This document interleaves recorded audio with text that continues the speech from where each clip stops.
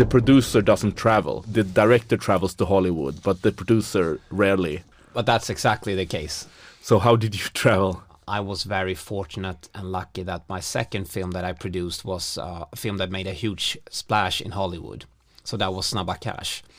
What I learned very clearly that was exactly what you said, that the director travels, but the producer doesn't travel, because the director Daniel Espinosa, who did a fantastic job with that movie, he was offered the world more or less. And we had already planned that he would direct the 2 sequels of Snabba Cash. And of course those plans went out the window when he had a chance to work with Denzel Washington, etc. I had a little journey with the remake rights, and I tried to set them up in Hollywood, but of course I stayed in Sweden. My life didn't really change. Welcome to a special international episode of the Road to the Movies podcast, a Dark Label production in collaboration with Movie Scene, Sweden's biggest movie website, and Tell Us Story, home of creators. Today's guest is Fredrik Wikström Nicastro, the producer behind A Man Called Otto, starring Tom Hanks. From almost remaking Snabba Cash with Zac Efron to Borg vs McEnroe with Shia LaBeouf, financing and selling the high-concept thriller Horizon Line, starring Allison Williams, whose new film Megan is opening alongside Otto, to an unexpected call from Tom Hanks' management during Oscar night. Follow the 10-year road to getting a $50 million Hollywood movie made from Sweden. Your host is Mauricio Molinari, a filmmaker from Chile living in Sweden and co-creator of the Cannes-winning Warner Bros. Series Partisan. This episode is basically a Hollywood film school from an international perspective. So welcome to the podcast, producer Fredrik Wikström Nicastro. Thank you, Maurizio. Good to be back. For our Swedish listeners, we did a masterclass with Fredrik where you focus more on how you handle success and your way of thinking about ego and, you know, how you bring projects forward more like in your internal way. Yes. Today we're going to focus on the journey to get this movie made, A Man Called Otto, and to give some context to how, like we talked about in the intro, how a Swedish producer produces a movie with Tom Hanks. We have to rewind a bit. Take us back to the time when you first heard of the book A Man Called Ove. And if I can recall correctly, you optioned the book before it was even released? Correct. So I was the head of feature films at this production company called Tre Vänner that was acquired by SF Studios a couple of years after. And it was one of our book scouts, Janni Stjernström Björk, who I think mentioned the book first to me. And then it was Thomas Tivemark, another of the Tre Vänner founders, who read it. And it was something that everyone at the company was very excited about this book. The story was obviously super strong. Fredrik Backman was a journalist. He had written in magazines online. He had never written a book. And we never expected the book to be a bestseller, but the story was so complete and sweet and heartfelt that we just thought, this is a nice little Swedish film, let's make it. And if it doesn't really matter if the book sells through, it's a nice story. So we acquired it. But it was a book proposal? Yeah, it was a script for the book that was about to be published. Okay, so, but can you tell us, the audience, like, what's that? Because that's it's not uncommon that a publisher or an agent. Yeah, we had a relationship with that publisher, Bonnier, and they kept sending us upcoming scripts that is supposed to be published. So we read the book when it was 95% finished, and I remember Fredrik Backman, who came to our office, super grateful that someone liked his book, and you're interested in making a movie about this book? You know, I haven't even published it. He was so grateful and happy. He could never have expected that the book in the end had sold now 8-9 million copies around the world. It's become a huge bestseller. So we were very lucky. Yeah. Career-wise, where was your headspace at? Because I recall around this time you were trying to get an international version of Easy Money going, a remake. Yeah, so I had produced a couple of years before this Swedish film Snabba Cash, Easy Money, that was a huge success in Sweden and that also made a big splash in Hollywood. And we had made a deal with Warner Brothers to make an American version of it with Zac Efron attached to star. And what producer? Was it Rowan? Or? Yes, Chuck Rowan and Richard Suckle at Atlas, who is the producer of the Batman movies, the Dark Knight trilogy. So that was something that I was engaged in. And I would say that before I made Snabba Cash, I never had an idea really about making international films, especially out of Sweden, because in Scandinavia we don't have that tradition, and there has been attempts at making English language films out of Scandinavia. When I was exposed to all the interest from Hollywood on Snabba Cash, I was kind of thrown into that world. I had meetings with all the big studio executives, with big filmmakers and producers, and they were pitching me because they wanted the rights for the American version of this film. And this world kind of opened up to me. Like, I knew about Hollywood. I'd never been there. I'd never been exposed to it, but I was very intrigued by it. And then when I had worked with Daniel Espinosa, the director, very closely on this film, and he went on to make this film with Denzel Washington's Safe House, I was also quite involved in his journey just because we were friends. And the idea about making international films out of Europe was something that started to grow. And when I went to more senior producers in Scandinavia, at that time, people that I looked up to that were kind of role models, they all advised me not to do that. They said, that's a recipe for disaster. We should keep doing the things that keeps us protected from Hollywood, work in our own language, do our own things in Swedish. And those who have tried has failed miserably and lost a lot of money. With some exceptions, can you talk about some European companies that you thought, I'm only talking about Scandinavia. Okay. There are definitely European companies that have made it. And taking UK aside, because they're English language, so it's easier for companies there, I would say. But I would say that the most prolific and successful companies that has done it are German and French. So we have in France, we have EuropaCorp that was very successful with Luc Besson's company. When he did Taken, for instance, he did a trilogy with Liam Neeson, and Lucy with Scarlett Johansson, for instance, and many others. And we also have Studio Canal, which is more of a studio rather than a production company, but they have been very successful over the years and done films in various genres, both Paddington and Tinker Tailor Soldier Spy. In Germany, I would say that Constantine is maybe the most prolific one.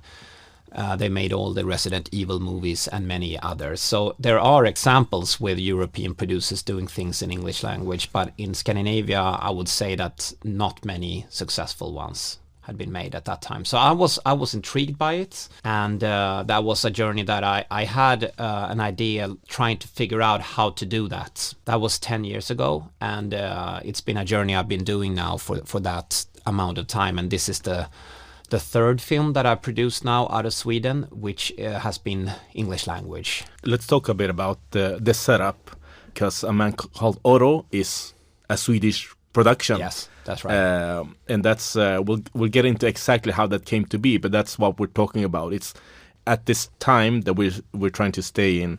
When you were talking to Hollywood about the Easy Money remake, they were pursuing the rights, and then they were gonna produce it, and you'd be safe from potential disaster, but also if it's a success, you wouldn't get that get to share that success. So was it to stay in the game? You wanted to produce it in Sweden?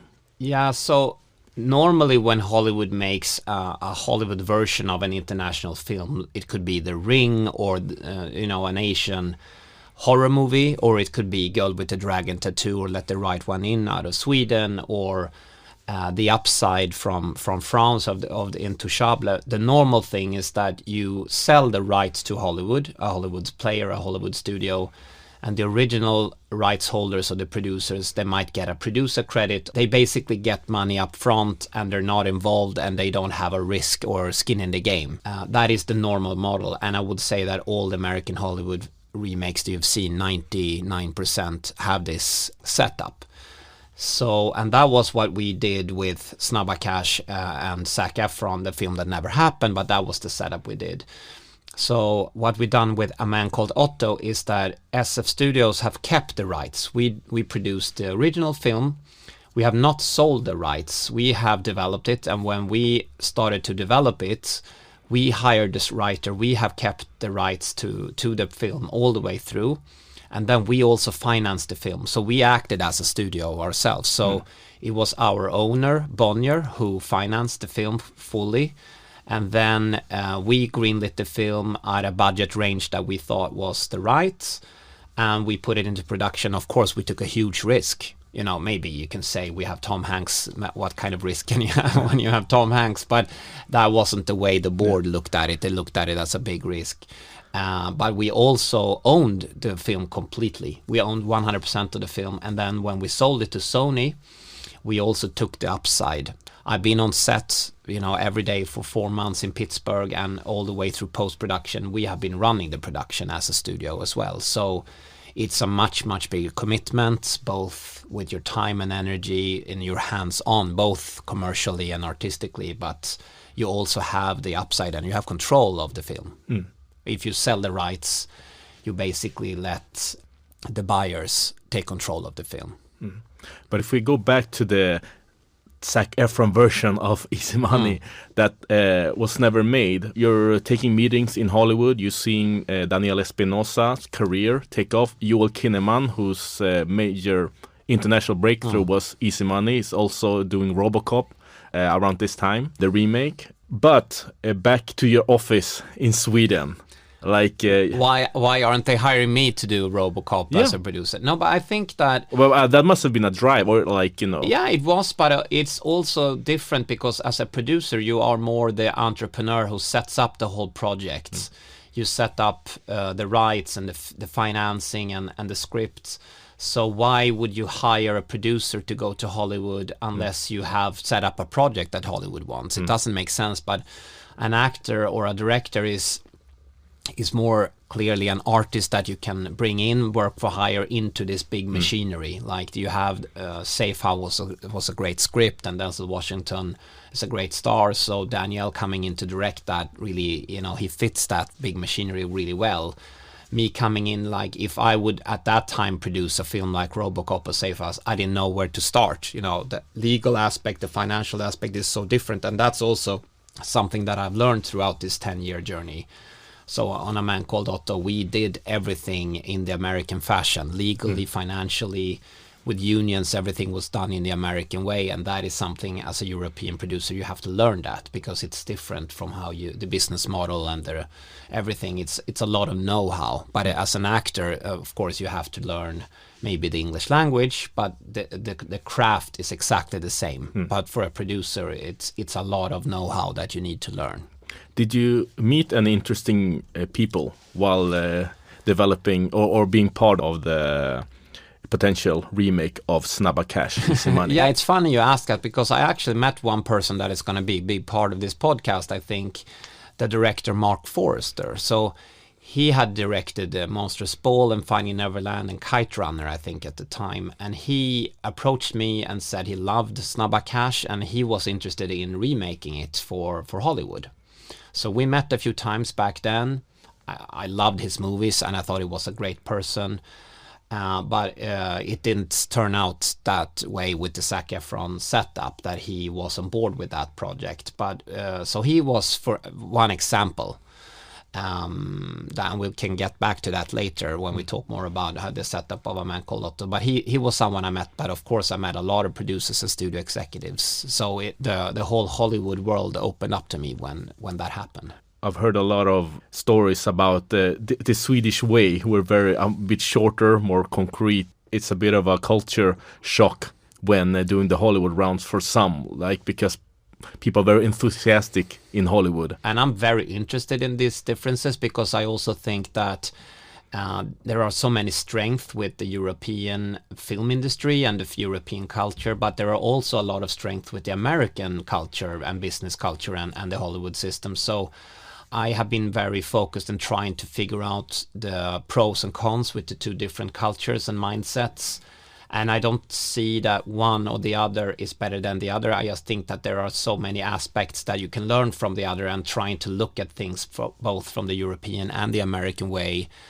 And what I've been trying to do, I'm still based in Sweden. I'm not going to move to America, but I want to only do English language films from now on. And I'm trying to always find that spot where I try to, both in the way I work, but also in the films that I do, try to find that sweet spot when you mix the best things out of Europe and America, because I think that's a very magic sweet spot just culturally, business-wise. Obviously, America is much more business savvy. Legally, it's much heavier. They have a system with agents and lawyers that is, for Europeans, we're very not common. We're not used to that system. They're very optimistic. They believe very much in dreams and things that are possible, and that's something that I'm very attracted to. That way of doing things. In Europe and in Scandinavia, we can be very gloomy and pessimistic about the possibilities, and I think that shines through also in our stories. I think that someone said to me something that I really enjoyed, saying like the big difference between European cinema and American cinema is that in America, you tell the audience that everyone has a destiny, but in Europe, you tell everyone that you have a fate. And I think that's something that is very clear about that. Like, I think Europe, we've been struggling with wars and civil wars and plague for hundreds of years, and we can look at the world very pessimistically sometimes here.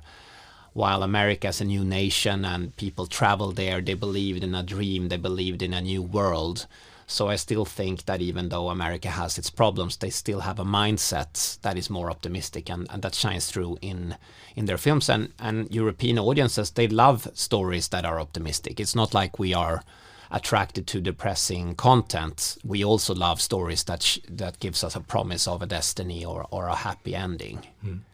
I've heard there's also a duality in Hollywood executive, that they know what type of movies will draw the audiences to the multiplexes, but that doesn't necessarily have to be their own tastes. So someone's favorite movie can be 21 Grams, but they do like Mean Girls 3. Yeah. Because, that's the business. Yeah. And there's a duality some people don't understand. So I think people think everyone in Hollywood just thinks about money or producers in general, but it's a duality I think you have to know how to navigate to. Absolutely. And I love in Hollywood that people who works in the film industry, they are really passionate about films. And if you talk to people in Hollywood, they have seen everything. They watch all the Oscar contenders. They've seen all the French movies from the 60s.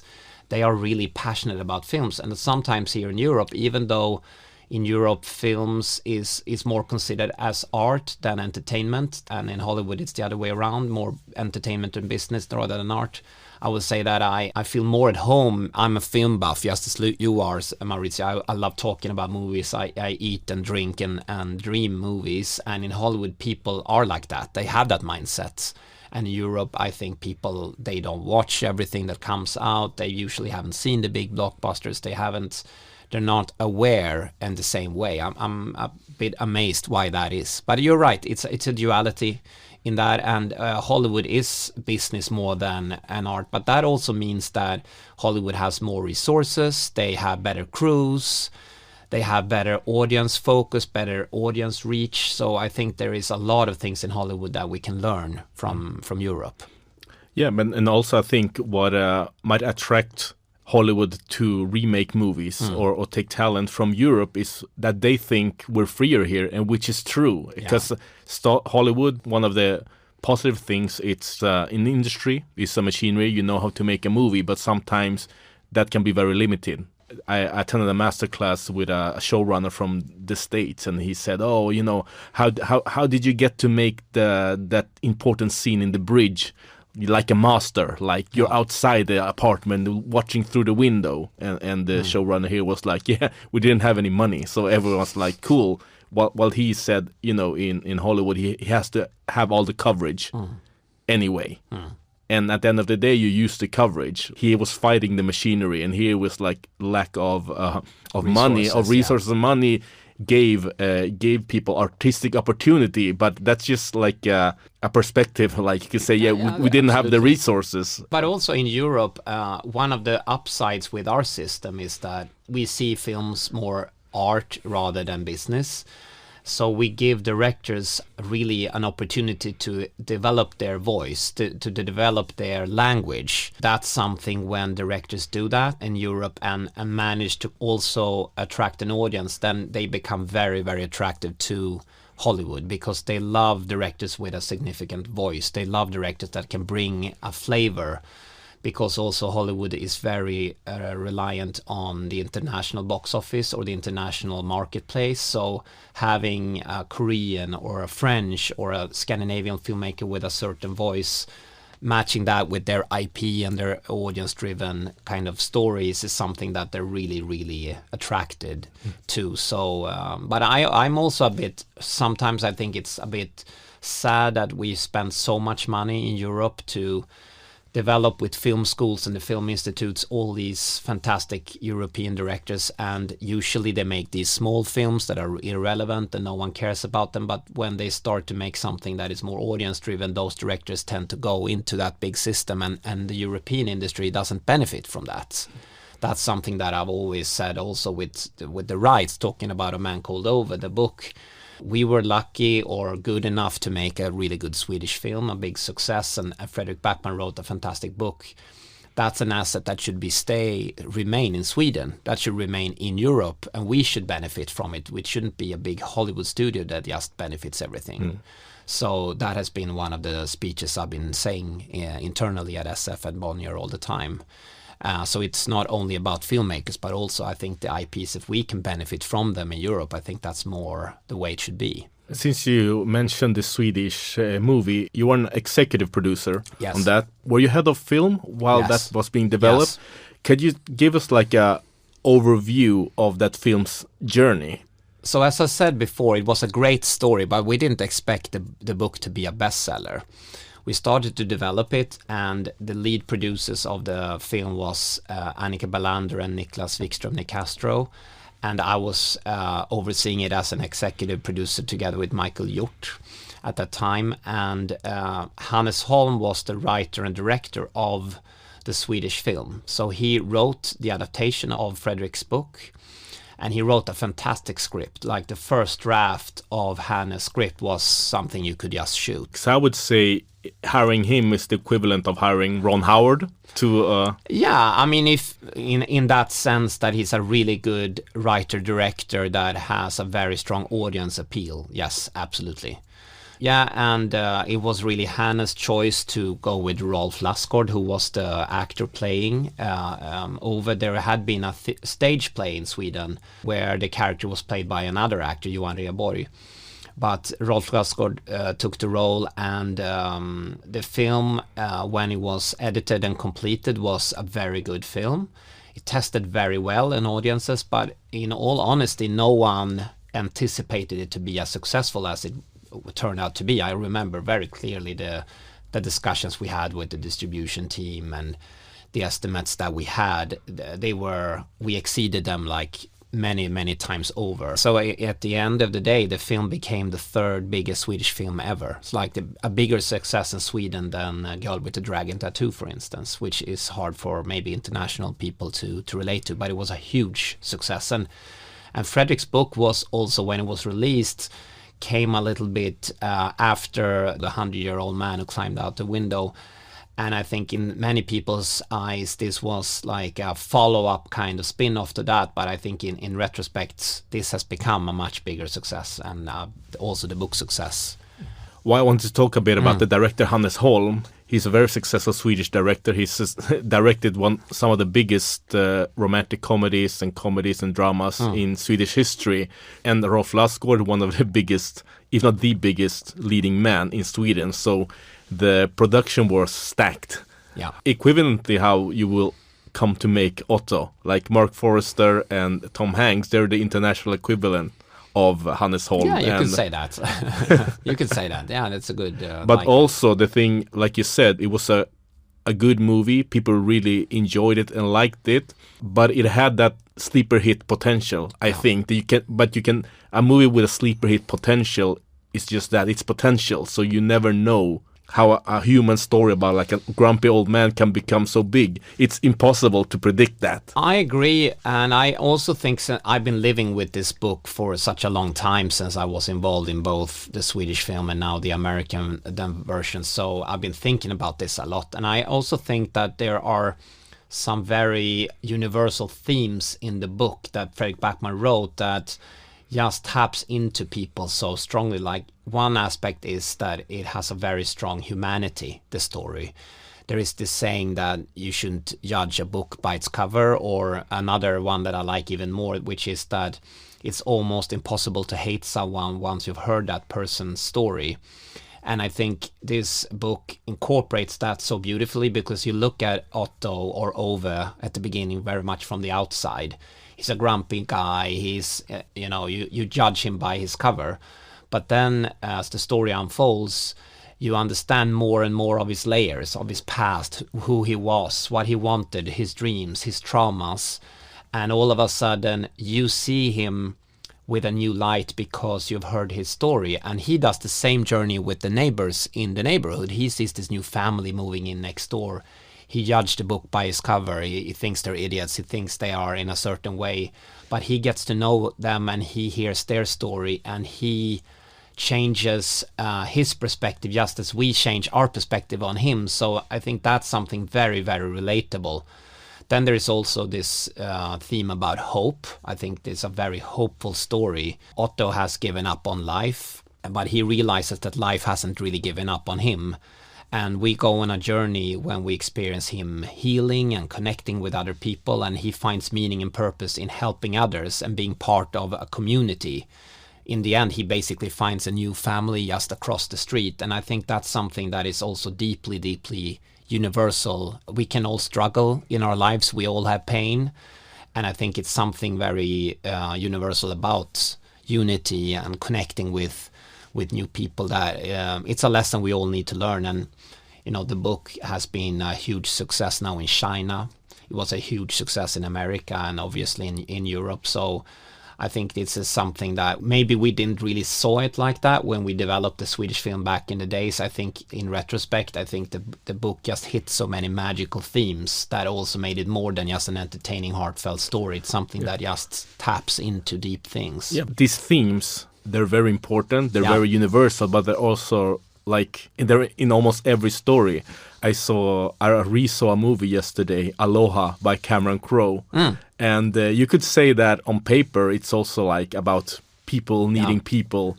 And, 98% of the movie, you could say, it had the biggest stars of the time. It had all the themes and everything, but it just didn't, stick the landing. And why do you think that's the case? I mean, it's execution based. Also, as the budget goes up, certain expectations are put upon the movie, and maybe the small things that actually can make a movie a sleeper hit get washed away, Yeah, I mean, I think my view is a film is very satisfying and triggers audience to recommend it if a film has three things. I said this in the masterclass that I did here before. One, that it's entertaining. Two, is that you emotionally connect to the story, and three is that you are touched by the themes, or the meaningfulness of the story connects. And I think you need all those three, and when you do that, when you serve an entertaining story and you feel emotionally connected and the themes connect as well, that's when you have a hit. And I think in terms of the themes that we talked about in A Man Called Ove, the book, and the American version, A Man Called Otto, I think these themes are not something that just comes in at the end of the day like a little morality tale, like in the last scene. It's something it's so deeply engraved in the story structure, so it doesn't feel forced, or it doesn't feel like something that a filmmaker or a film executive just trying to put on there to serve some kind of morality. It's something that's so deeply engraved in the way the story is told.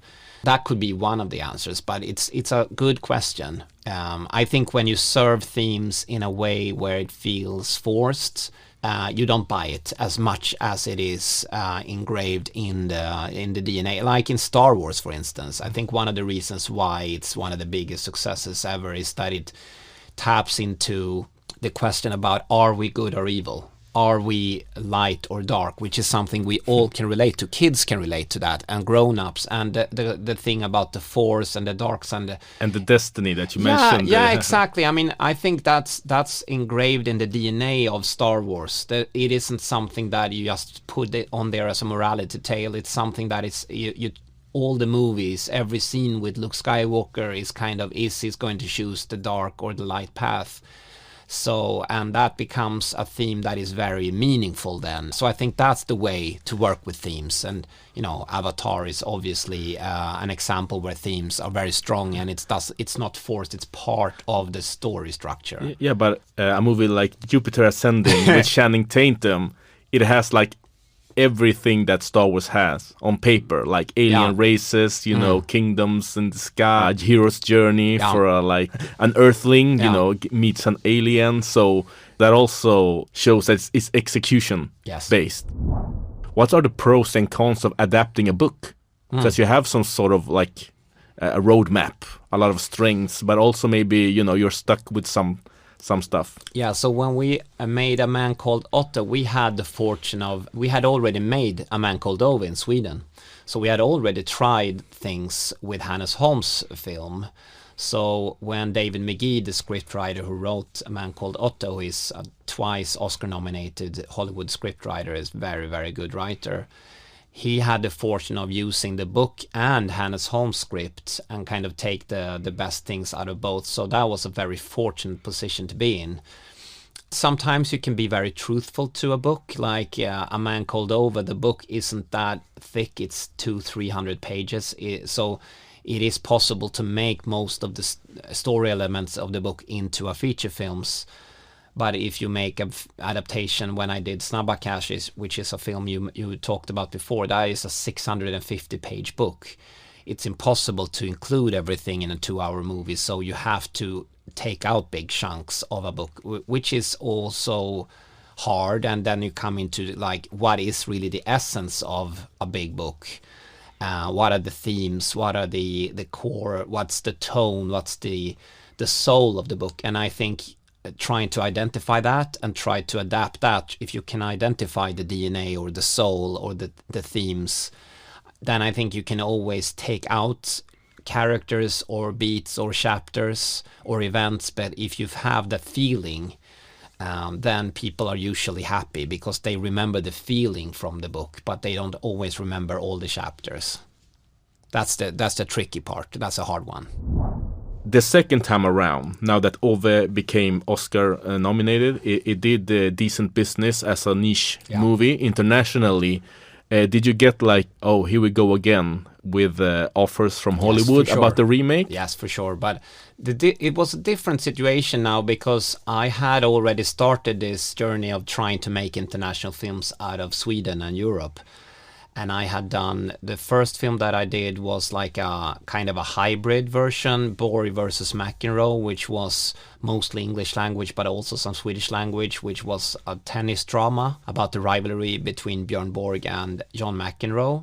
And that was a $10 million film, a drama. And then I did a $20 million action movie called Horizon Line, which is a plane disaster survival film that takes place in a crashing plane, the 90 minutes crashing plane, basically.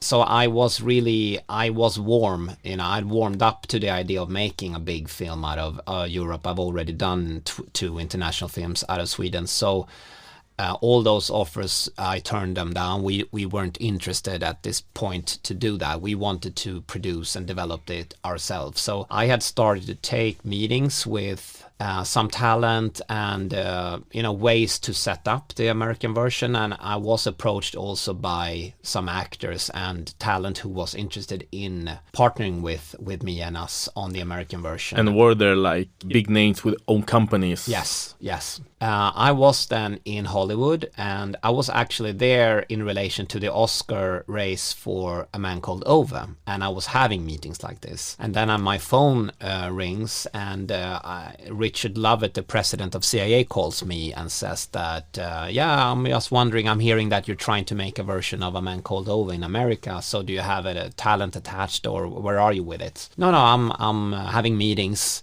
Yeah, because I have an actor here who I represent who's interested in playing the lead. Yeah, who's that? Tom Hanks. So that was kind of a good phone call, and I was pretending like that's a phone call I get every day. And then I said, yeah, but I'm actually in LA, so if he's around, maybe we can meet. And then he set up a meeting like in 5 minutes. So next morning I meet him at his office in Playtone in Santa Monica, and he's like the best. He's just pitching himself. I'm sitting in his office and he's pitching him to me like he wants to work in my movie rather than it should be the other way around. And then at the end of this meeting, he said, yeah, but if you don't want to develop it and produce it with me, I'm happy also for you to come back when you have a script and I can give you an audition and then you can decide. And so, he's just so charming and nice guy. So it was hard to turn down that offer. So we decided to partner with him and Rita Wilson, who is also the lead producer together with me. We produced the film together. And then Tom and Gary Goatsman of Playtone produced it too. So we have developed it together. And this was 5 years ago.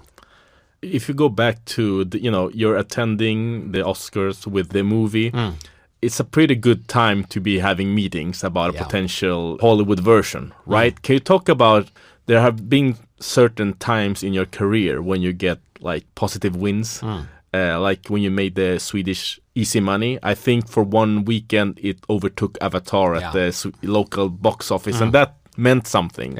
Someone in Hollywood said, hey, wait a minute, when a movie makes enough money, people notice, even if it's locally.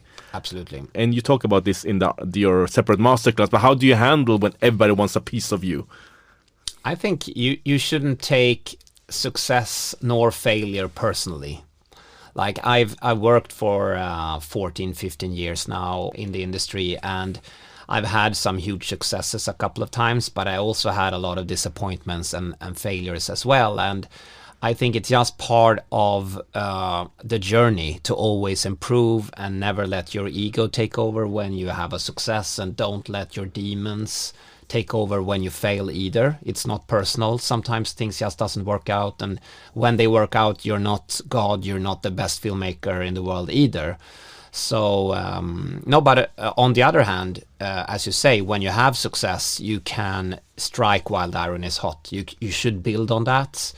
Keep your feet on the ground, but build on that. And I think I've been trying to do that, in the times that I've done that. And Snabba Cash, which was my big first success, I built a huge, big part of my career from that film, because we made 2 sequels, theatrical films that were also successful, and now we have also done a successful Netflix TV show. So it's been an IP that we've been basically nurturing for 10 years in different ways.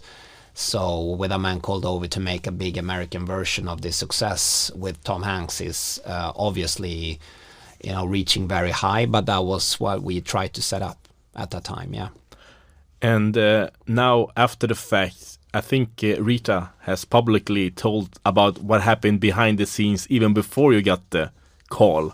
And maybe this ties to what we talked about, like how Hollywood can see foreign cinema, see some freshness there, something like, exactly. I think we should do that. Maybe this was a very clear example of that. Tell us what happened in the Hanks home. From her perspective, she was watching the year's international nominees for Best International Film, and she was actually going through the DVDs of that year, and she was watching one of them with Tom, which happened to be A Man Called Over. And as they were watching the film, they both connected strongly to it, and she wanted to be part of an American version, and he wanted to play the lead. So that was like, I don't know, maybe they would have discovered the film if we hadn't been in the Oscar race, maybe, but that was how it happened. So it was a lot of fun.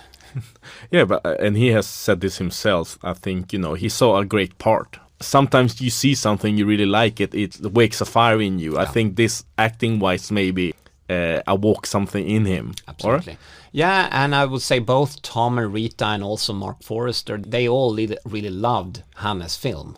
So they came in with a lot of admiration of the first film. But of course they wanted to do an American adaptation. They wanted to do a bigger film that could reach a global audience on another level, but they basically felt like there is a perfect version already out there.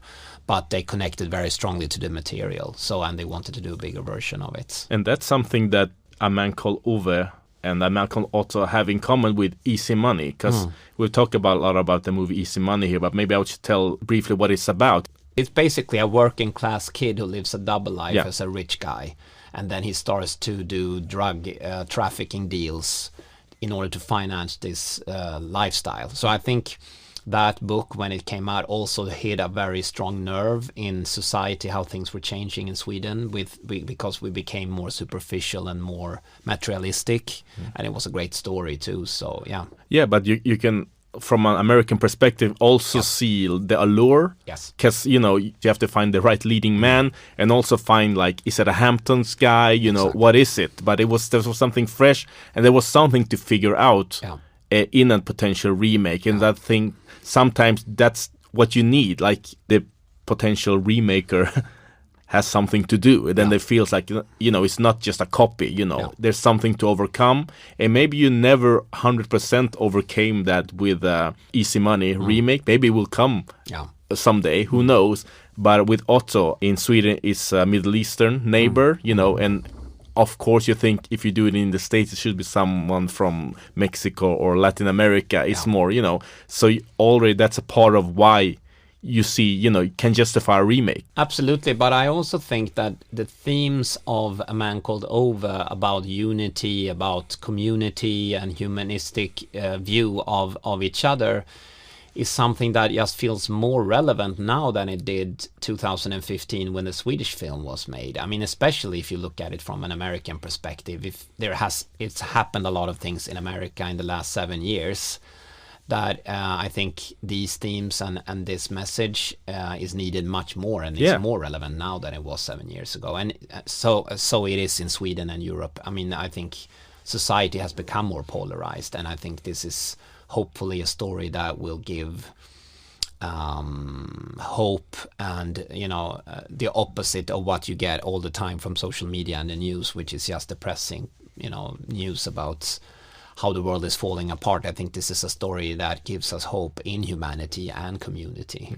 Yeah, of course. But I was alluding to filmmaking is collaboration. People need stuff to do. So I think, you know, if a movie is perfect and there's nothing really to adapt, then, you know, you really should let it be. And sometimes, you know, you remake stuff that's like a carbon copy of the original and it doesn't go anywhere. But both Easy Money and A Man Called Ove have this element that, and maybe because Sweden is, you know, it's a bit different to America, but also it's one of the European countries that's most like America, to be honest. We're very like influenced by American culture, and that maybe it's why you know, a Swedish IP can you know, potentially be interesting for Hollywood, because it's, you know, very similar but still different enough.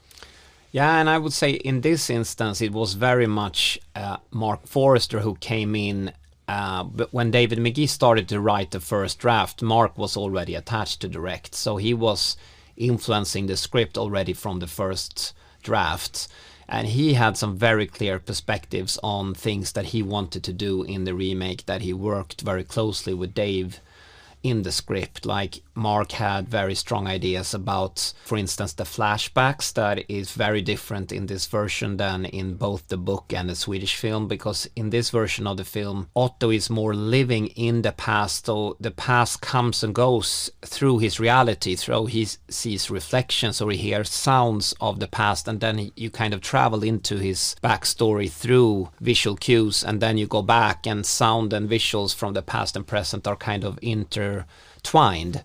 That was something that Mark came very early with that idea, because he didn't want to kind of disconnect from present day Otto emotionally. He always wanted to be with present day, with Tom Hanks and Otto in the present day, and the past kind of is in his life. But in the Swedish film, the past is something that comes every time Ove tries to commit suicide, and it's also voiceover driven. So in the Swedish film, it's more like he remembers his life, and his voiceover kind of retells his life for the audience every time he tries to kill himself. So and we had much more flashbacks in the Swedish film the American version has lesser flashbacks, and I think it was also Mark who wanted all the flashbacks to be about Sonia, the love of his life. So we don't have any flashbacks about Ove's or Otto's previous life or his childhood the way we had it in the book or in the Swedish film. So I think Mark came in very clearly with some things he wanted to do in his own way and influenced the scripts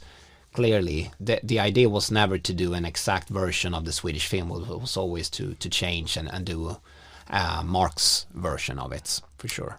Sometimes people criticize film studios of working with the same people a lot of time. You know, a director can become a studio favorite, and a DP always works the same director. Can you talk about the team that Mark brought with him and why? Because I think it's, you know, a film can go bad in so many ways. You always have to like risk eliminate some stuff. Yeah, so Mark works very much like a lot of filmmakers on his level, that he has his crew that he prefers to work, like his head of departments that he likes to bring with him, which is very common. And that gives that shorthand and as you say, that experience and the knowing that you speak the same language. So a lot of the HODs on this film were people that is part of his normal kind of crew, like the editor Matt or his executive producer Renee and cinematographer Matthias. So there were a lot of head of departments that came with him. I think from my perspective that's great. It just gives me comfort. It gives him comfort, and he has great collaborators. So yeah, definitely. But we also had HODs that he hadn't worked before. So it was a mix. Sometimes people select the crew and cast a bit like, you know, you from a buffet, like, and everyone has the same list. They want like Tom Hardy to be the lead in an action movie. They want Linus Sandgren, the Swedish DP, to DP their movie. But making a movie, it's also about people. Everyone just doesn't gel. Have you any thoughts about, you know, how you see other producers maybe, you know, setting up their team? Because it's a bit like setting up a soccer team. You can have 3 great strikers and they can't collaborate, and then, you know, you have the worst team in the league when you know, on paper. I mean, it's a really good question. It's a big part of the producer's job and the director's job to hire the right team, because at the end of the day, when you're on set, the director sits behind a screen and the producer sits behind the screen. They are the ones making the movie. They are the ones who setting the light or choosing the costume, etc. The director and producer doesn't do that. So hiring the right people is key. And my view is, I think I always want to work with directors that I trust, directors that I think can do a good job. And then I think my job is to try to serve them so they can do the best job on set. Because if I make sure that the director has the right setup and the best possibilities, the director will do the best film and give the best material back into the editing so we can make the best version of the film. So I think my job in that sense is very much to help him or her. However, sometimes my view as a producer can be that I don't agree that the best thing for this director is to work with that DP, because I might think that he needs or she needs another DP. That doesn't mean that I always agree with the director, but overall my view is that I always want what's best for the director to make the best job. But in this case we agreed for sure about all the choices, but it's a very, very a big part of it, and you should spend a lot of time into finding the right team. And going back to, you have had meetings with Tom Hanks, you know, he's positive. Are you keeping this to yourself? Like, how do you... No, but we announced quite early that Tom was attached. We knew that we couldn't keep it a secret, but that was still 4 years ago. It took quite some time to get the film off the ground. So, and David McGee also wrote a first draft that was fantastic. You know, we could also have, just like Hannes Holm did in the Swedish version, he wrote a script that we could basically shoot. And the first time Tom read it, he said, this is, shootable, let's go and shoot it. So, but it still took a long time because you wait for people and people are busy and there are other things happening. And just because Tom was attached didn't mean that necessarily the film would happen. It would only happen if we all agreed that we had the right team and the right resources and the right script. But it took a few years to get it in the right place, yeah. One key difference here, you wanted to produce it yourself. Yeah. And there's a big difference. For example, if Playtone had bought the rights to it, after this, I call it the honeymoon. Everybody's like getting to know each other, having a good time. Yeah. If you're just giving up the right, you go back to the mothership and say, this feels really good, and then it's just like financial, you look to contracts, you add some parts, you change some parts, it's just a negotiation. Then you go visit the set, you go to the premiere and that's it. Yeah. Now, be careful what you wish for. You're going to have to set this up. Yeah. As still an outsider producer. You can go into detail. How do you set up your the company, your closest confidants, SF Studios international team, basically? Yeah, so since we had done 2 international films out of SF already, so we already had a UK team. So we had 3 people out of the UK, and we had a company that was running out of the UK that we had done the other films from. But the way we did it was that we set up a special purpose vehicle in America that SF owned, and we had all the rights remaining at SF.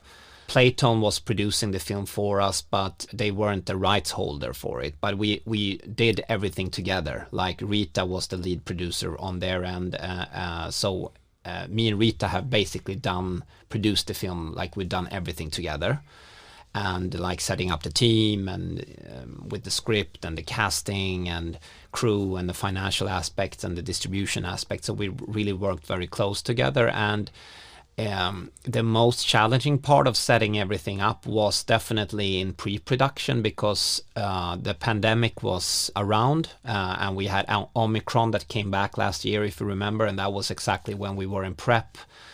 So it was very hard for us to fly. We mostly only met on Zoom at that time, and we decided to shoot the film in Pittsburgh. And when we were setting up the film in Pittsburgh, it was just complicated to not be in the same room and make all the decisions together. And also this was the time when we were going to decide the budget level of the film. And that is always a very sensitive discussion, because the director has his or her view about how many shooting days is needed. And on the other hand, is the film too expensive? So we had those kind of discussions. That was tough and sensitive and hard, especially when we didn't meet. But then actually we all spent 4 months in Pittsburgh together when we went into shooting. And I think during that time we settled and we got a budget level everyone was comfortable with. And I think in the end it's the difference when you make a film in America in relation to Europe is that it's much more politics involved.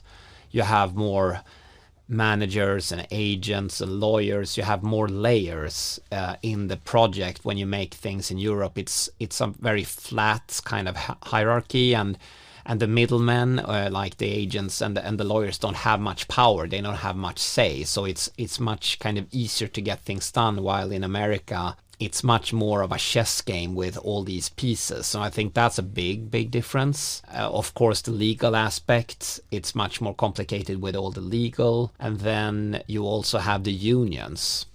Because in Europe, it's kind of counterintuitive. You would think that we have stronger unions here, but it's the opposite. So the American labor unions for film industry is very, very strong.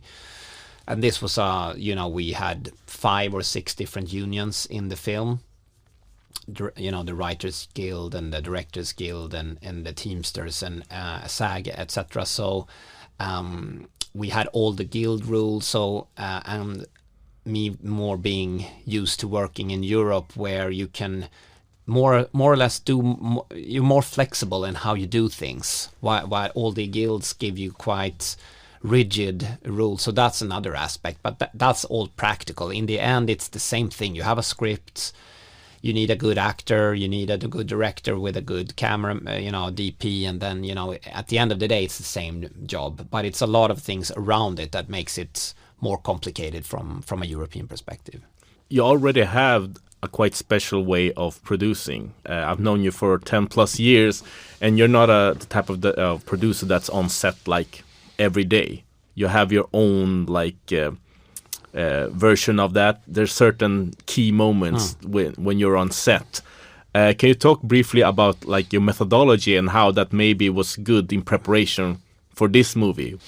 Yeah, so I would say that I was so fortunate in this case because after the first 2 days on set, I'd never really worked with a director on Mark's level.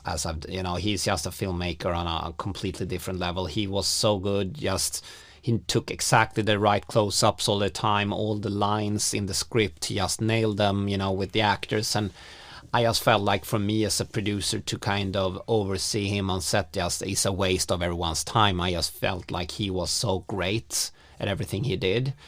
Usually when, as you said, what I usually do is I try to see what kind of support or help a director can need. If I hadn't worked with a director before, I think the first few days on set is very crucial because you kind of see how the crew works and how the director interacts with the actors, and then I make kind of a plan how present I need to be depending on how I see things evolving. And then I'm very present in days when I foresee that things can be challenging or hard, or when I can be of help, and then I try to be very present at those times. But then I usually am much more present in the post-production and editing, where I try to be super present. So it's very different from time to time. On this one, I was in Pittsburgh the whole shoot because it was hard to travel back to Europe because of COVID. So I was on set every day, but I wasn't spending that much time on set. If we rewind a bit, you've talked to Tom Hanks, you feel like, you're gonna do this. When did you feel that you became collaborators for real, and how long did it take for him to sign on? You talked about, you have to have the script have to, be in a certain shape to shoot it. Have you had some insights? Yeah, absolutely. I mean, I remember clearly an early meeting I had in Playtone's office with him and Rita, when this was before we had a first draft and we were discussing something else. And I basically asked Tom, I don't even remember what it was, do you think we should do it or that, this or that? And he said, yeah, in the end, I think it's up to you, boss. And he said it to me not like a joke. He said it like, you're the boss, it's up to you. And it might sound silly, but, him calling me boss, even though, on paper I'm his boss, but it just... a filmmaker and actor on that level saying that to me was something I will never forget. That it was like a strong moment. But Tom is so graceful in that sense. He doesn't have an ego at all. He's like the most down-to-earth person ever. Also with all the acclaim and his amazing career, that he's just so nice to everyone. He's graceful to everyone. He's never stressed, he's never upset, at least never in front of collaborators or crew or other actors. He's just the ultimate pro, and he has positive energy. And I just, when I watch him work as an actor, he makes me want to be a better version of myself, and I think he does that to everyone on set. Having someone like Tom Hanks just being like that, it affects the crew, all the rest of the cast, because he behaves so, spotless in every instance. So he sets the standard. A version of Tom Cruise, how he's in an action. I guess so. I can imagine he's emotionally exactly. He was and I get the feeling like Tom Hanks doesn't want to settle. He always wants to just be better and better and better. And it was such a privilege to work with an actor that could show that kind of example. And I also know that I had a dinner with Mark Forrester during the shoot, and I asked, Mark has worked with some of the biggest actors in Hollywood, like he worked with Daniel Craig and Brad Pitt and Kate Winslet and Will Ferrell, etc., Halle Berry. And he said, hands down, Tom is the best actor I ever worked with, because he was just he's just top of his game. He's like a samurai. He's a master. But I can imagine that your style, it fits in pretty well, because when he told you like it's your move, boss, or I think he's also testing you, because some people, you know, if you have a meeting and you're just arguing and, you know, then, you know, you didn't really like accomplish anything. It sounds like he used the Bruce Lee way, like be like water. I think like, so. Because he's just moving it forward, like, you know, if you come back to him in a month and there's no progress anywhere, he's like, okay, he doesn't know what to do. Maybe he was testing you, like, depends next time you talk, you know, has there been any progress?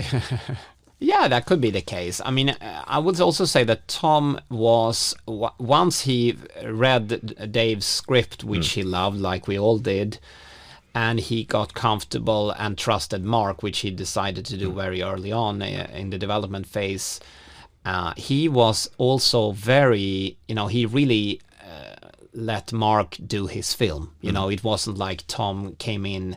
He has the pedigree that where he could come in and have opinions about close-ups or what you should do. That is not the way that Tom has made this film. He trusted Mark. He loved working with him on set, and he let Mark do his film, which is also very graceful. I think a lot of movie stars on Tom's level micromanage, and they kind of, but that is not at all the way Tom has worked on this film. And now I can imagine you know a bit more how it works in Hollywood. Like, when do you start locking in the DP, the talent, the director? Like, when's that window of, you know, you have to start locking in? I think in this case, which I think is normally when you have an actor-driven film like this, in this case, it's an actor-driven film. I remember very clearly, it was probably 2 years ago when just Tom came to us and said, yeah, I made a slot in my calendar, so we'll shoot Otto here. You know, this is the slot. And when he gave us that slot, that was when the film, you know, then it's happening. We knew it was happening, because before that it was like he loved the script, but you can never kind of.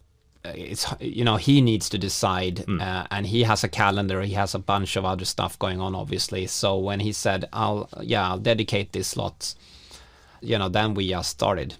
So then we said to the crew, this is when we're shooting, and I went up to the board of Bonnier and said, we need a financing, we need a green light commitment here, because this is the slot he's given us. That was my next question. Yeah. How was that conversation? You're asking someone to really open up the wallet. Yeah, I mean, I joked before saying, like, how hard of a decision is it to greenlight a movie with Tom Hanks, but the film it's an expensive film, based also on the fact that this is not a superhero sequel franchise movie. This is a film about normal people. It's a drama comedy. It has a sad ending. You know, there are things with it that aren't like obvious. And we also had discussions, is this an indie movie or is it more of a Hollywood big star vehicle kind of movie? And obviously there were different kind of budget levels on that. We ultimately decided to make a Hollywood star vehicle kind of film, so we wanted it to feel and look like a studio film, and that was very much also what Mark is great at and what he's done very well before. So and that is a more expensive way of doing this film. So yeah, it was by far the most expensive and biggest risk that SF has ever taken on a film, and SF has been financing and producing films for over 100 years, and this is by far the biggest risk that they've ever taken. So that was, of course, a delicate process to get everyone on board with signing that check. It was a long and delicate process. That's a big check. Even we talk about EuropaCorp, like Absolutely. they don't even cash those big checks for themselves. You spread the risk. Yeah, absolutely. And that is the normal business model for Scandinavian films when SF Finance, is that they always spread the risk also on Scandinavian films. So here we had long discussions and ultimately decided that we wanted to take the full financing ourselves, because we thought that was the thing to do, because we thought it was the right thing to do. And maybe to even move fast enough. It's possible. Yes. You couldn't meet that. It sounds like a long time. Like, when did it, 2 years before the shoot? approximately? No, it was more a year before, because it was 2 years from now. So 1 year before the shoot, I would say. Yeah, and that's sometimes, that's what happens. Like I will co-create a series with Fares called Partisan. Even though this wasn't why it was green-lit, it was like, this summer I could shoot it. And then it's like, okay, that's what and sometimes that's good. It takes, you focus to the date. It puts pressure on everything. We need to shoot it now. We have the slot now. It needs to happen now. And that gives agency and urgency. So usually the film happens then. And it was also interesting financially at this point of the project, because we always wanted this to be a theatrical film.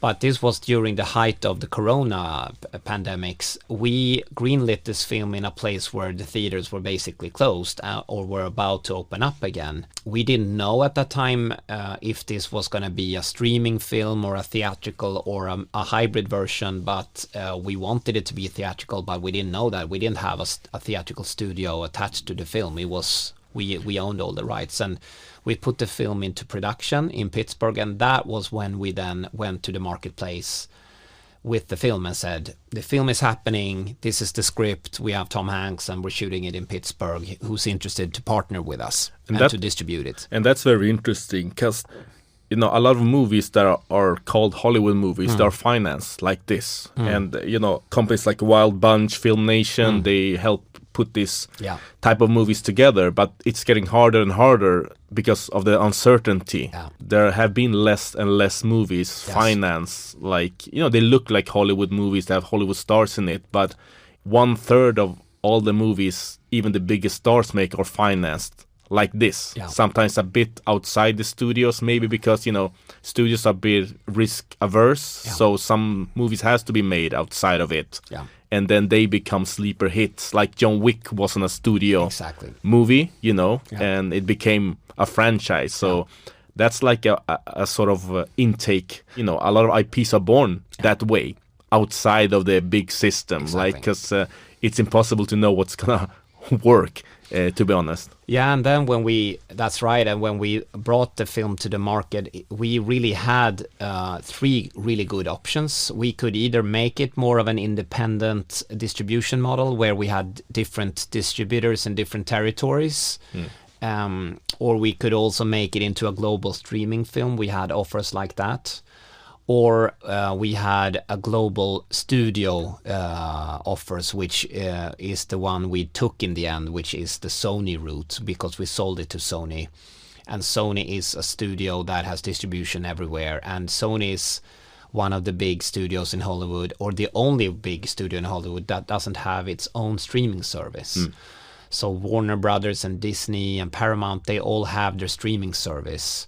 But Sony does not. So Sony is the one that is still focusing on the theatrical experience. Is the prime product for them still. So that was when they came to us. They're also very savvy.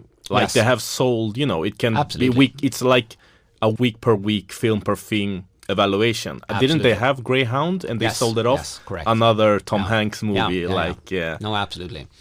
No, but I think some of the other studios, the pros and cons is that they have their streaming services.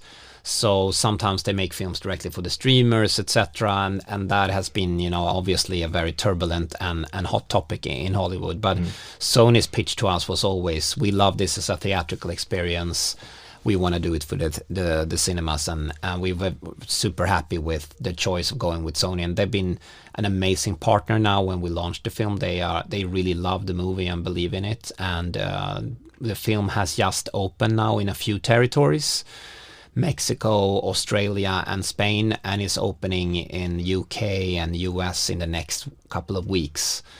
But they've been amazing, and they're really committing hard to make this into a global. It feels like a Sony movie. And it looked, for everyone, it's like, Sony's remaking this Swedish movie. And Sony did actually remake The Girl with the Dragon Tattoo. So they did that. The big difference was that they produced it as well. Like they financed it all the way from the get-go, where we did that, and they came in as a distributor. But you're right.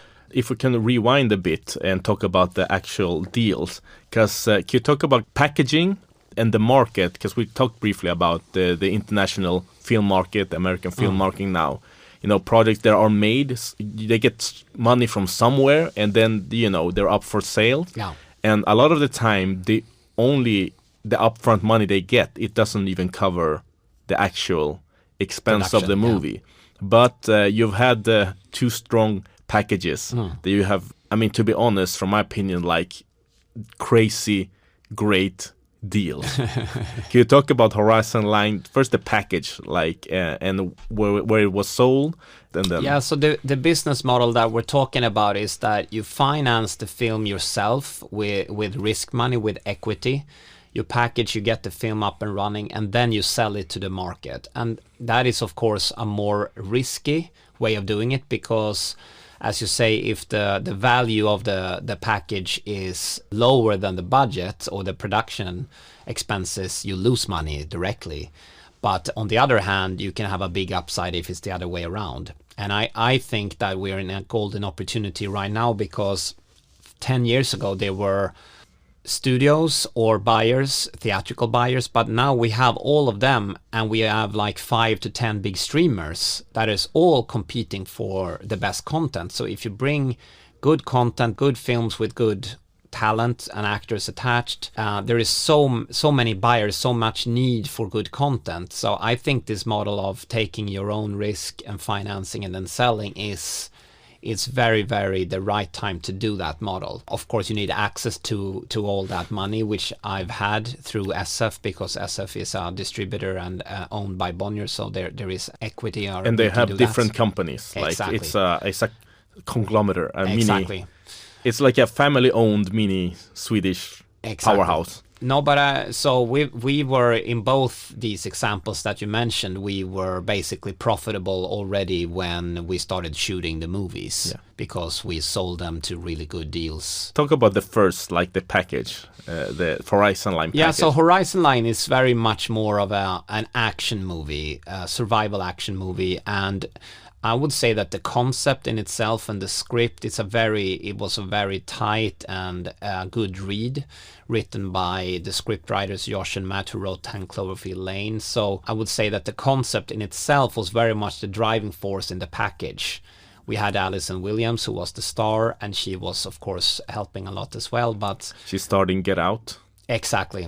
And it was a genre movie, but they have with that script, the concept. And once you got a good scream queen, or then it's a package. Exactly. And what was interesting with that film in the end was that we sold the film initially also as a theatrical film everywhere, and then to STX.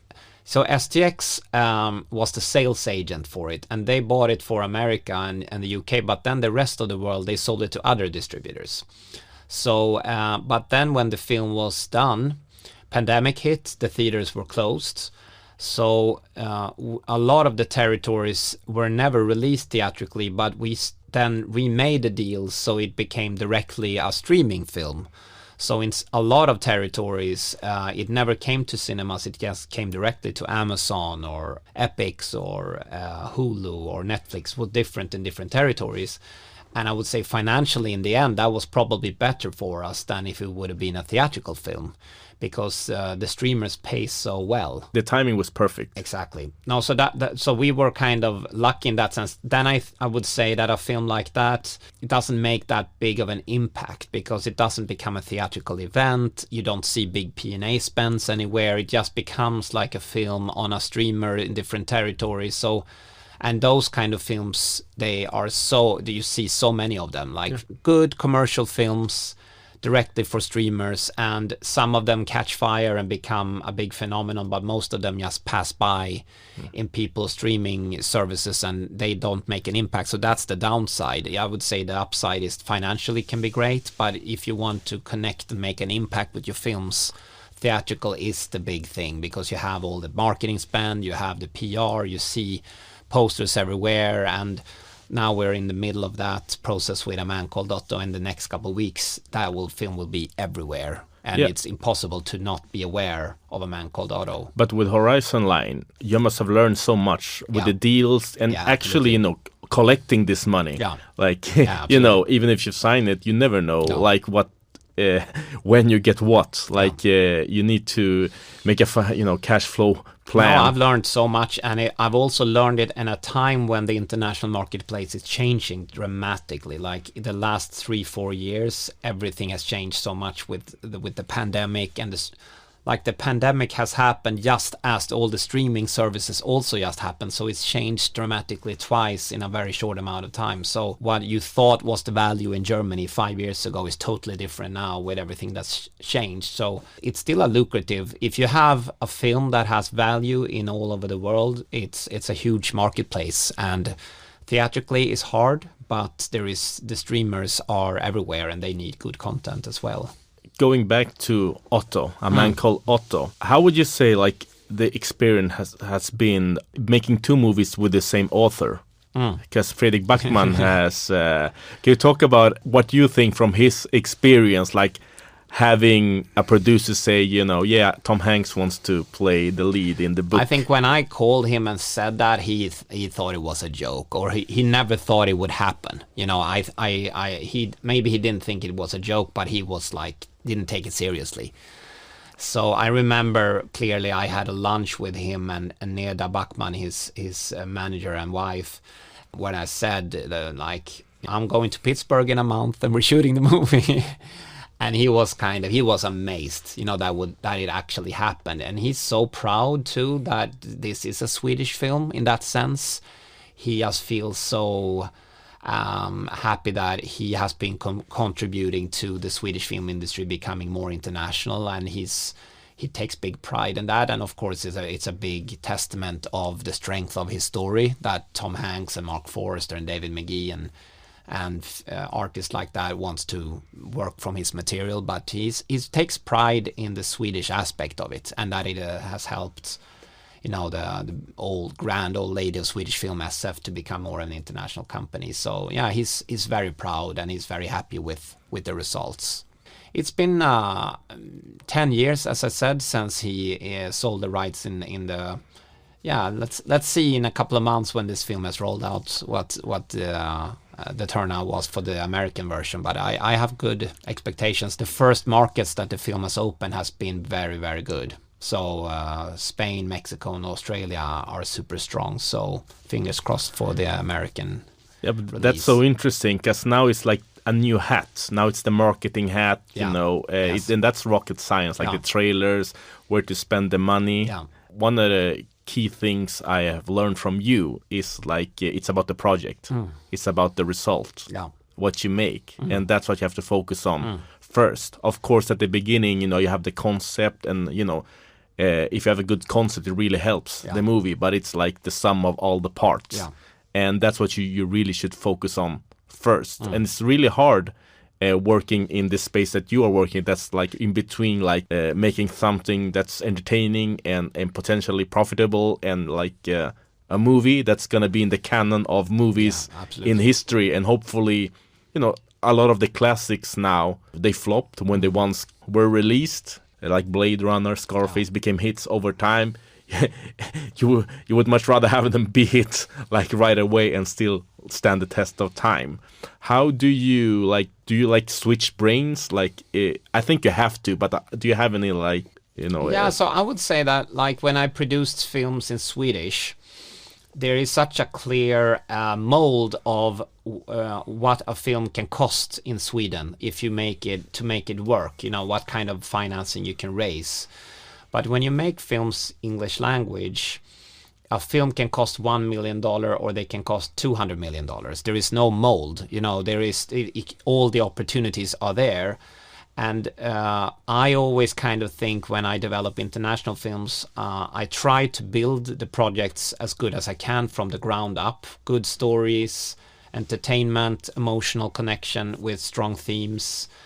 And then I kind of evaluate as the project is developed, and it takes years, as you know, to develop a project. I kind of see where it's going. Like, is this a $1 million movie or a $200 million movie? And I always get asked early on, is this a $10 million movie? Is this a 40, usually by my boss, or if I have a board or a financier. And I always try to dodge that question because I don't really know. You know, it really depends on how good is the script in the end. What level of actors say yes to the film? What level of ambition do you have on the visuals, on the effects? It's not as easy as keep the costs down. That makes it more profitable. Sometimes I would even say that if you spend more, like Horizon Line was a film that was very visual effects driven with action. We spent more money on that film on the visual effects and the action, and I think the value of the film increased because of that. If we had made the film cheaper, I think the value would have been less. So it's not as easy as just keep it make it for less money, then you make more. It's not as easy. So build a project piece by piece, get the right talent, the right actors on board, and then you kind of figure out where it fits, and then you set the budget level for it. I don't know if that was the answer to the question. Yeah. So it's a complex world. Like this film about Björn Borg that I mentioned before was also a film that we made it in the end for maybe twice as much as we thought we would do when we started developing it. But that's because maybe if you add Shia LaBeouf. Exactly. Like the script turned out so well. Ronnie's script was so, people loved it. We had Shia LaBeouf. We just put on more resources, and then we made it for more visually. We put more resources. So it just grew into a bigger film than we thought initially. So I think you should always have like an open mindset and follow the path and see what makes most sense for the project when it comes together. Do you ever get familiar with someone like Tom Hanks or Rita? Like, you know, how familiar can one get? Like, yeah, I mean, Rita and me have been working closely for these 5 years. So we are very familiar. We have spoken almost every day for years. Of course, as a producer, you don't work as closely with the star as the director does. So no, but yeah, you get familiar after a journey like this. And I've loved working with obviously with Tom, as I said, but also Rita. I think she's a force of nature, like Sonia in A Man Called Otto. Rita is also a force of nature, and I think we complete each other very well as producers. So it's been a great journey. And also Mark Forrester, I spent so much time with him, and he's been a fantastic collaborator and filmmaker. So yeah, but yes and no. And what do you think how they perceive you? I know it's a super hard question. I think they perceive, like, what the hell is the Swedish guy doing in Pittsburgh? No, but I mean, when you have a good collaboration, you have to see each other as equals, and you have to treat each other as equals and hear each other out. And I think we've had that culture in this project. So yeah, I mean, you have to find your own way of working. As I said, it's much more of a political thing to make films in Hollywood on this level. But I am a very straightforward person. I don't kind of play the political games. I don't kind of come with half-truths. I'm a very straightforward person. I'm very honest. And even though I kind of have to play some of the political games, I always do it in a straightforward way. So I am myself. I'm not playing a role. And I think you have to be yourself. And I think going into this kind of Hollywood world and trying to be someone who you're not, I don't think that works. But so it's kind of, you have to find a balance where you change with the environment you come to, but you still remain kind of true to your personality. So I try to just do that, and I think it worked pretty well. Yeah, and also I think there's a bit mystery to you, because actually you're the one who got the financing. Yeah. At the end of the day, that's the actual that's right. Hierarchy. Yeah. It's a possibility that you forget that within this big, thing, like who's paying the bills actually. As a producer who, I started making small films in Sweden for a couple of $1 million, and then here I was still in charge of a $50 million film. I was ultimately the guy responsible for that money. I had the responsibility to the board in Sweden, and I was, looking at how we distributed all those money. That's a huge responsibility. So it kept me really busy. I can promise you that. I mean, like, a producer is the CEO of the movie, basically. Like, what does a CEO do in a corporation? That's the same thing. And you can go around as a CEO and not look busy at all, but if you don't do anything in a couple of weeks, the company, you just start to feel like this is not going well. Yeah. And it's the same with the producer. You always have to be a couple of steps ahead. You think of it as you're an entrepreneur, basically building this company or this film from the ground up. So that's really the mindset. And what's next, Fredrik? This journey of doing international films is what I'm going to only focus on from now on. I'm going to still live in Sweden, but it's so hard when you've started to understand the big global market out there to continue to only do things in local language and only reach such a small fraction of the total audience. I love to connect with people. I love when you entertain and when you can convey themes and messages that you feel are important to a global audience. I think it's amazing. So I'm going to continue doing international global films and be based out of Sweden. I think I spoke about this in the masterclass, but I've been more and more interested in the last few years about only doing stories that I feel has something more meaningful to say, even though I love mainstream films and I love to entertain. I only want to do projects that has something more meaningful to say about the world or about humanity. Maybe I'm getting old. I don't know what it is, but that's the focus from now on. And what do you hope audiences will feel when watching A Man Called Otto? The film it's a very emotional film. I mean, you saw it yourself. What do cried. You think? Yeah, I cried. Well, what can I say? Yeah. Like, I think I cried, and I had a celebrity chef next to me. I think he cried too. Like, yeah, the film is very emotional, and I love that. We wanted that, and Thomas Newman's music is amazing, and I think Mark has a great sensibility of to connect emotionally. No, I think it's a film where I hope that people laugh and they cry and they have a hopeful feeling when they go out of the theaters, and the response from audiences so far has been very strong. So very excited. I hope that people take it to their hearts, and I think it's a film that people can go and see as a family. I think you can go with your parents or grandparents and hopefully enjoy it together in the cinema. So it's I'm very excited to see how the people are going to experience it. Yeah, I would say it's also like people need people. Yes. That's what I'd say.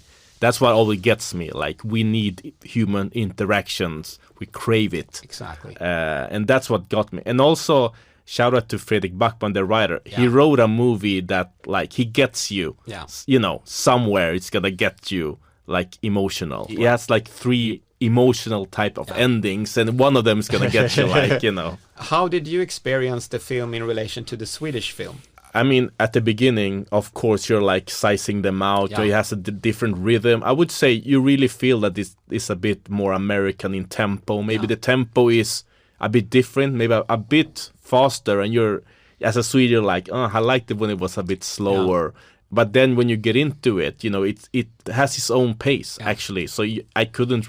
After a while, I didn't compare. That's the best review, I think, after like 20 minutes. This was another movie. I, you know, start to forget what was the book or was in the movie, you know, what was the changes. I just was along for the ride. And that's what I hope. I hope that fans of the Swedish film will see this and see this as another version of the same story and not compare it like, is it better or not better? I mean, people have their preference, but I think it's like... One version is like a European film, specialty film, and it's great. And this is a kind of studio feeling Hollywood movie, which is great in other ways. So. But also, like, Mark is still like, he has a bit of a non-Hollywood vibe, like in editing, you know, some quick edits, like, you know, to give a certain, you know, response from the audience. So he has a bit of a flavor, I'd say, you know. Absolutely. And I think coming back to finding that sweet spot between Europe and Hollywood, I think this is the film that I've produced where I felt like I've hit that golden spot as good as I've done so far. I really feel like Mark is a European director. He's from Switzerland, and it's a European story. But we worked with, you know, all the American crew members and cast, etc. I think we have found a sweet spot, maybe not everyone agrees, but it's to my taste where I feel like this film is, I think A Man Called Ove, the Swedish film, is very European. This is more that kind of sweet spot between Europe and Hollywood when you hit the balance. What do you agree with that? Or that's at least my perspective. Hey man, I cried. What more do you want from me? All right, Fredrik. Thanks very much. Thanks for having me. Yeah, and everyone go out and check out Otto. And like Fredrik said, it's really like bring your parents to the movie. Yeah. I mean, if you're an adult, you're gonna think about your parents. You're gonna call your parents. Bring your uncle, bring your parents, and have a great time in the movies together. And I think you will all enjoy it. And I think it's a family event. Yeah. And also the Swedish listeners, check out Fredrik's 1-year-old masterclass. That's really great. Also, like thanks, man. Yeah, so we'll hope to come back soon. Yeah, with another project. Yes, it's good that you have an incentive to keep producing, so you can visit the podcast. All right, man. Thanks for having me. Bye. Bye. Thank you for listening. Please share this episode to anyone interested in international filmmaking and production. Other episodes in English have the word international in the title. For example, the director of the award-winning genre film Hatching, Hanna Bergholm, and 2 Swedish digital film directors talking about how they made films for cinema outside the system. For our Swedish listeners, check out Fredrik's amazing 10-episode masterclass on this podcast channel. It's labeled as Season 3.